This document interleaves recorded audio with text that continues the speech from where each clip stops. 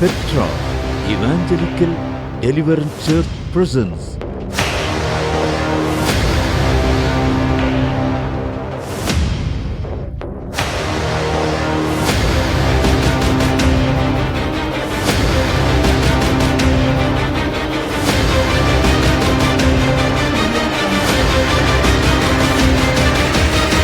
தீர்க்க தரிசன சத்தம், prophetic voice. தேவ மனுஷன் மோசஸ் மெல்கிசேதேக் தேவனால் வல்லமையாய் பயன்படுத்தப்பட்டு வருகிற தேவ ஊழியர். அப்போஸ்தலர் அழைப்பை பெற்ற இவர் கடந்த 11 ஆண்டுகளாக பெட்ரா சுவிசேஷ விடுதலை சபையின் ஸ்தாபகராகவும் மேய்ப்பராகவும் பணியாற்றிக் கொண்டு வருகிறார். இவருடைய தலைமைத்துவத்திற்கு கீழாக அநேக ஊழியர்கள் எழுப்பப்பட்டு இருக்கிறார்கள். அநேக திருச்சபைகளும் தேசமெங்கும் ஸ்தாபிக்கப்பட்டு இருக்கிறது. நூற்றுக்கணக்கான குடும்பங்கள் விசேஷித்த தேவனுடைய அபிஷேகத்தின் மூலமாய் பிசாசின் கட்டுகளில் இருந்தும் பொல்லாத ஆவியின் வல்லமைகளில் இருந்தும் விடுதலை ஆக்கப்பட்டு குடும்பங்கள் கட்டப்பட்டு வருகின்றது.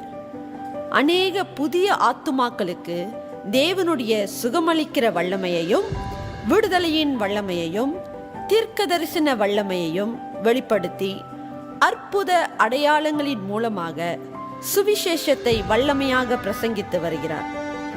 விசேஷமாய் 5 வித ஊழியங்களில் தேவன் தேவ மனுஷன் மோசஸ் மெல்கிசேதேக்கை பயன்படுத்தி வருகிறார். சபையை ஸ்தாபிக்கின்ற ஒரு அப்போஸ்தலராகவும் சபையை மேய்க்கின்ற ஒரு மேய்ப்பராகவும் பெட்ரா வேதாகம கல்லூரியின் போதகராகவும் தேசங்களுக்கு ஒரு தீர்க்கதரிசியாகவும் மற்றும் சுவிசேஷகத்தை அறிவிக்கின்ற ஒரு சுவிசேஷகராகவும் உலகமெங்கும் பிரயாணம் செய்து கொண்டிருக்கிறார். தீர்க்க தரிசன சத்தம், prophetic voice. என்னுக்கடங்கா நன்மைகள் வருமே, என் கண்கள் ஏறெடுப்பே. என்னுக்கடங்கா நன்மைகள் வருமே, என் கண்கள் ஏறெடுப்பே. கரங்களை தட்டி எனக்கு ஒத்தாசை வாரும் பர்வதம் நேராய் என் கண்களை ஏறெடுப்பே. எனக்கு ஒத்தாசை வாரும் பர்வதம் நேராய் என் கண்களை ஏறெடுப்பே. வானமும் பூமியும் படைத்த வல்ல தேவனிடம் இருந்தே, வானமும் பூமியும் படைத்த வல்ல தேவனிடம் இருந்தே. என்னுக்கடங்கா நன்மைகள் வருமே, என் கண்கள் ஏறெடுப்பே. என்னுக்கடங்கா நன்மைகள் வருமே, என் கண்கள் ஏறெடுப்பே. எனக்கு ஒத்தாசை வரும் பர்வதம் நேராய் என் கண்களை ஏறெடுப்பே. எனக்கு ஒத்தாசை வரும் பர்வதம் நேராய் என் கண்களை ஏறெடுப்பே. மலைகள் பெயர்ந்தாகின்றேனும் நிலை மாறி புவியாகின்றேனும். மலைகள் பெயர்ந்தாகின்றேனும் நிலை மாறி மாறிடுமோ மாறிடுமோ அவர் கிருபை என்னாலும் ஆறுதல் எனக்கு அவரே. மாறிடுமோ அவர் கிருபை என்னாலும் ஆறுதல் எனக்கு அவரே. எனக்கு எனக்கு ஒத்தாசை வரும் பர்வதம் நேராய் என் கண்களை ஏறெடுப்பே. எனக்கு ஒத்தாசை வரும் பர்வதம் நேராய் என் கண்களை ஏறெடுப்பே. என் காலை தள்ளாட ஒட்டார் என்னை காக்கும் தேவன் உறங்கார். என் காலை தள்ளாட ஒட்டார் என்னை காக்கும் தேவன் உறங்கார். இஸ்ரவேலே இஸ்ரவேலை காக்கும் நம் தேவன் ராப்பகல் உறங்காதே. இஸ்ரவேலை காக்கும் நம் தேவன் ராப்பகல் உறங்காதே. எனக்கு ஒத்தாசை வரும் பர்வதம் நேராயே கண்களை கரங்களை தட்டி எனக்கு ஒத்தாசை வரும் பர்வதம்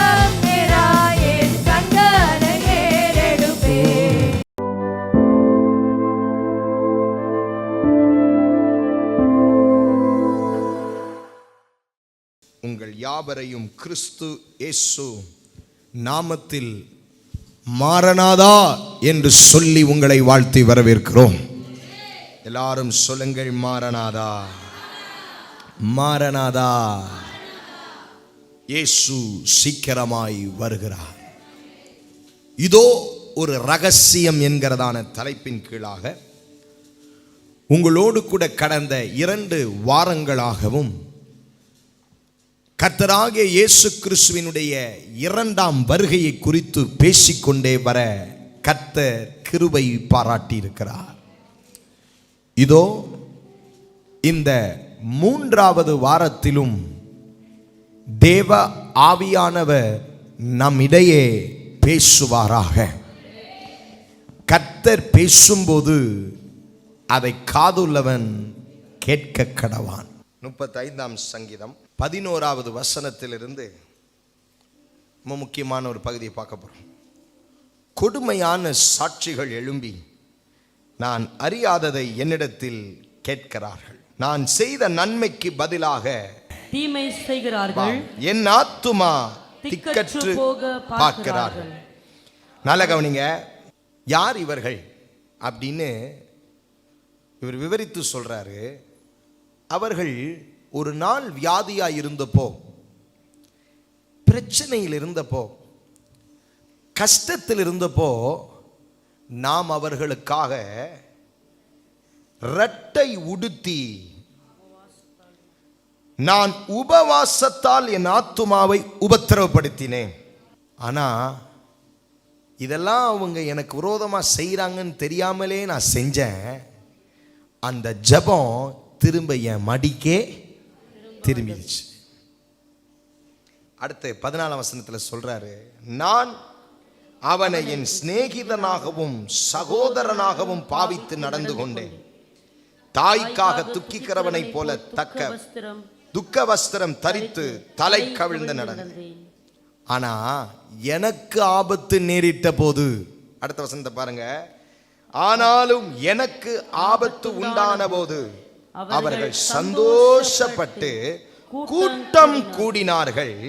நீசரும் நான் அறியாதவர்களும் எனக்கு விரோதமாய் கூட்டம் கூடி ஓயாமல் என்னை நிந்திக்கிறார்கள். ஓ மை காட், என்ன ஒரு வசனம் பாருங்க. அடுத்த காரியத்தை பாருங்க.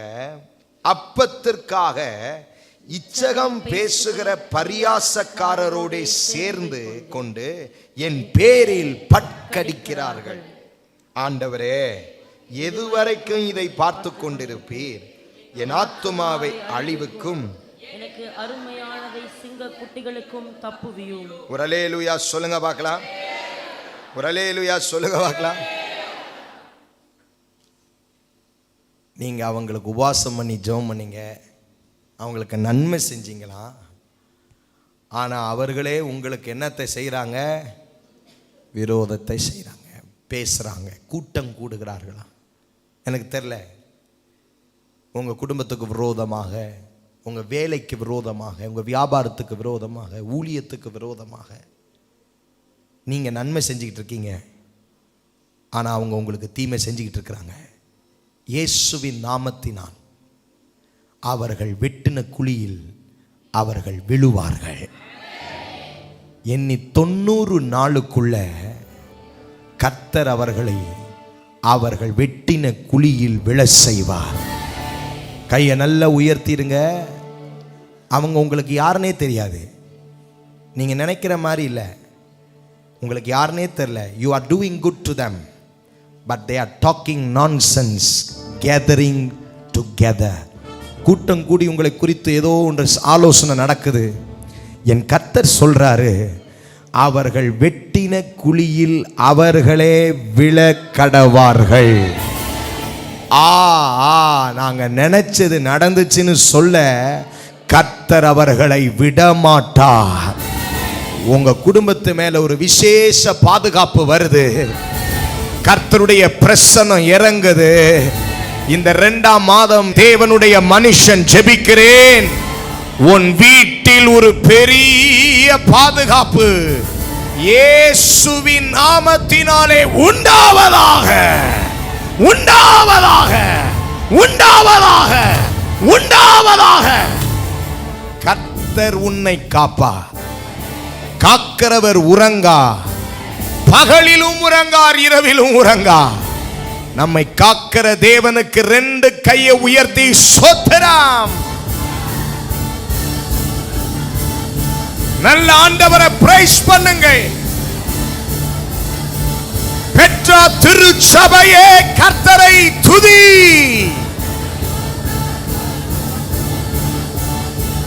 உன் குடும்பத்தை, உன் பிள்ளைகளை கர்த்தர் பாதுகாக்கிறார். ஒரு விசேஷ பாதுகாப்பு இறங்குவதாக. I speak protection over church. I speak protection over church members. I speak protection over pastors. I speak protection over me. I speak protection over camp. I speak protection over our house. பாதுகாப்பு உண்டாவதாக. கைய நல்லா 3 முறை உயர்த்தி அல்லேலூயா.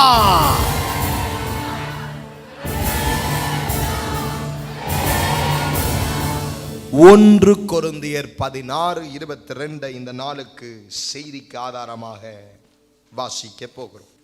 1 Corinthians chapter 16 verse 20. ஒருவன் கர்த்தராகிய இயேசுவினிடத்தில் அன்பு கூறாமல் போனால் அவன் சபிக்கப்பட்டவனாயிருக்க கடவன். கர்த்தர் வருகிறார். கர்த்தர் கர்த்தராகிய இயேசு கிறிஸ்துவினுடைய கிருபை உங்களுடனே கூட இருப்பதாக. அமர்ந்து கொள்ளுங்கள். நான் கடந்த வாரம் உங்களோடு கூட ஒரு மிகவும் முக்கியமான செய்தியை பேசினேன். அந்த செய்தியை தொடர் செய்தியாக இந்த நாளில் உங்களோடு நான் பேசப் போகிறேன். கர்த்தராகிய இயேசு கிறிஸ்துவினுடைய 2ஆம் வருகையிலே எத்தனை கட்டங்கள் இருக்கிறதாக சொன்னேன்? 3 கட்டங்கள். முதலாவது கட்டம் கர்த்தராகிய இயேசு கிறிஸ்துவின் நம்பர் 2. 2வது கட்டம் என்னவாம்? நடு ராத்திரியின் வருகை அல்லது அறுவடை. 3வது கட்டம் என்னவாம்? பகிரங்க வருகை. இப்போ நாம் இந்த நாட்களில் எந்த வருகையை குறித்து இப்போ அதிகமாக ஆழமாக தியானித்து வருகிறோம்?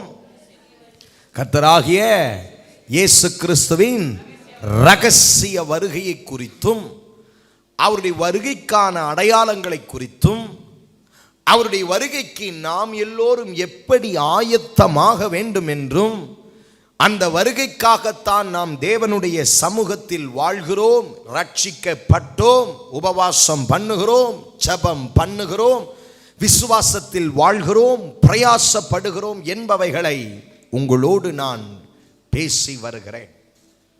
அதிலே மிகவும் முக்கியமாக 1 கொரிந்தியர் 16:22 வசனத்தை நான் உங்களுக்கு 3 மொழிகளிலே காண்பித்து கொடுத்தேன். 1, தமிழ் வேதாகமத்திலே வாசிக்கும் பொழுது வாசிங்க. ஒருவன் கர்த்தராகிய இயேசு கிறிஸ்துவினிடத்தில் அன்பு கூறாமல் போனால் அவன் சபிக்கப்பட்டவனாய் இருக்க கடவன். அவன் சபிக்கப்பட்டவனாய் இருக்க கடவன். இருக்க கடவன். கர்த்தர் வருகிறார். கர்த்தர் வருகிறார். இத ஆங்கில வேதத்திலே வாசிக்கும் போதும் கிரேக்க மொழியிலே வாசிக்கும் போதும் சபிக்கப்பட்டவன்ற பேருக்கு ஆங்கில வேதமாகிய KJV கிங் ஜேம்ஸ் வெர்ஷன்லையும் கிரேக்க மொழியாகிய மூல பாஷையாகிய தேவனுடைய வார்த்தையையும் வாசிக்கும் போது சபிக்கப்பட்டவனுக்கு என்னென்று அர்த்தமாம்? அனாதமா என்று அர்த்தமாம். என்ன அர்த்தம்? Praise the Lord. கர்த்தர் வருகிறார் என்றதான வார்த்தைக்கு தமிழ் வேதாகமத்திலே வருகிறார், கர்த்தர் வருகிறார் என்று எழுதப்பட்டிருக்கிறது. ஆனால் கேஜேவி ஆங்கில வேதாகமத்திலும் மூல பாஷையாகிய கிரேக்க பாஷையிலும் என்ன எழுதப்பட்டிருக்கிறது? அது எவ்வளவு ஒரு ஜெயமான வார்த்தை! நல்லா தான் ஜெயமா சொல்லுங்களேன். இப்படி இன்னும் எனக்கு பத்தல, கொஞ்சம் நல்லா சொல்லுங்களேன். ஒரு குத்தா தைரியமா ஆண்டவருடைய பிள்ளைக்கு இருக்க வேண்டிய ஒரு மன தைரியத்தோடு சத்தத்தோடு சொல்லுங்கள், மாரநாதா, கர்த்தர் வருகிறார். இந்த ரெண்டு வார்த்தையைத்தான் ரகசிய வருகையின் முதலாம் கட்டத்திற்காக தியானிக்க தொடங்க ஆரம்பித்துட்டோம். எல்லாரும் சொல்லுங்கள், அனாத்தமா மாரநாதா. முதல் நூற்றாண்டு சபையிலே சபை விசுவாசிகள் ஒருவரை ஒருவர் பார்க்கும் பொழுது நாம் எப்படி ஸ்தோத்திரம் என்று சொல்லுகிறோமோ அப்படி அவர்கள் கர்த்தராகிய இயேசு கிறிஸ்துவினுடைய வருகைக்காக அதிக ஆயத்தம் உள்ளவர்களாயிருந்து ஒருவரை ஒருவர் பார்த்து அனாத்தமா மாரநாதா, அனாத்தமா மாரநாதா என்று ஒருவரை ஒருவர் என்ன செய்வார்களாம்? வாழ்த்துவார்கள்.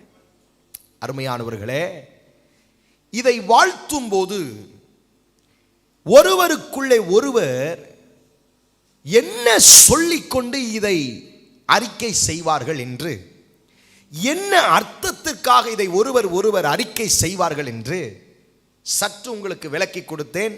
அதை கொஞ்சம் உங்களுக்கு ஞாபகப்படுத்திட்டு இன்னைக்கு உரிய சத்தியத்தை இன்னும் கொஞ்சம் ஆழமாக தியானிக்க போகிறோம். அனாத்தமா என்று சொல்லும் போது 3 அர்த்தங்கள் அதற்கு இருக்கின்றன. நம்பர் 1, பேண்ட், தடை செய்யப்படுதல். Number 2, excommunicated. நம்பர் 3, சாபம், curse. அருமையானவர்களே, இந்த 3 அர்த்தத்தில் ஒரு அர்த்தத்தை தான் தமிழ் பைபிள்ல பாவித்திருக்கிறார்கள். கர்த்தராகிய இயேசு கிறிஸ்துவின் மேல் அன்பு கூறாதவர்கள் சபிக்கப்பட்டவர்கள் என்று. அதை உங்களுக்கு ஆதாரமாக கடந்த வாரம் கிரீக் டிக்ஷனரியிலிருந்தே உங்களுக்கு விளக்கத்தை காண்பித்தேன். இதற்கு மிகவும் முக்கியமான ஒரு அர்த்தம் பேண்ட். எல்லாரும் சொல்லுங்க, தடை செய்யப்படுதல். ஒரு பேண்ட் அப்படிங்கிற வார்த்தை எதுக்கு யூஸ் பண்ணுவோம்? இந்த நாட்டுக்கு இவர்கள் போக முடியாதபடி என்ன செய்யப்பட்டார்கள்? பேண்ட், தடை செய்யப்பட்ட. இந்த படம் தொலைக்காட்சியில் வரக்கூடாது என்று சொல்லி அந்த வீடியோவை என்ன செய்து விட்டார்கள்? பேன் செய்து விட்டார்கள். இப்படி தடை செய்யப்படுதல் தான் பேண்ட். இப்போ அனாத்தமா என்ற வார்த்தைக்கு ஏன் தடை செய்யப்படுதல் என்ற வார்த்தை? இங்கே கர்த்தராகிய இயேசு கிறிஸ்துவின் மேல் அன்பு கூறாதவன் அனாத்தமாவாய் மாறுவான். அப்படிதானே? சத்தம் வரலையே. கர்த்தராகிய இயேசு கிறிஸ்துவின் மேல் அன்பு கூறாதவன் தடை செய்யப்படுவான். எல்லாரும் சொல்லுங்க, தடை செய்யப்படுவான்.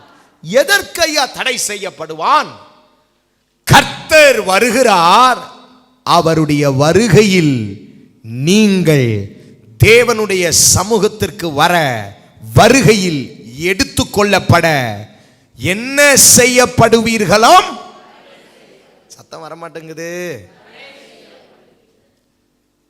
ஆண்டவராகிய இயேசு கிறிஸ்துவின் மேல் ஒருவன் அன்பு கூறாமல் போனால் அவன் கர்த்தராகிய இயேசு கிறிஸ்துவின் ரகசிய வருகையிலே அனாதமாவாய் மாறிவிடுவான். அப்படி என்றால் அவன் கர்த்தராகிய இயேசு கிறிஸ்துவின் ரகசிய வருகையில் எடுத்துக்கொள்ளப்படாமல் விளங்கி கொண்டவங்க கையை உயர்த்தி ஆண்டவருக்கு ஸ்தோத்திரம். ஆமென். அடுத்த ஒரு வார்த்தையை தியானிச்சோம். கர்த்தர் வருகிறார் என்ற வார்த்தைக்கு எல்லாரும் சொல்லுங்க ஜெயதொனியோடு.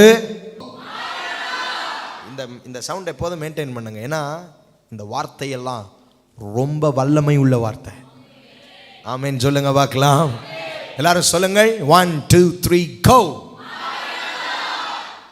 இப்பதான் பெட்ரா சர்ச்சுன்னு கொஞ்சம் விளங்குது.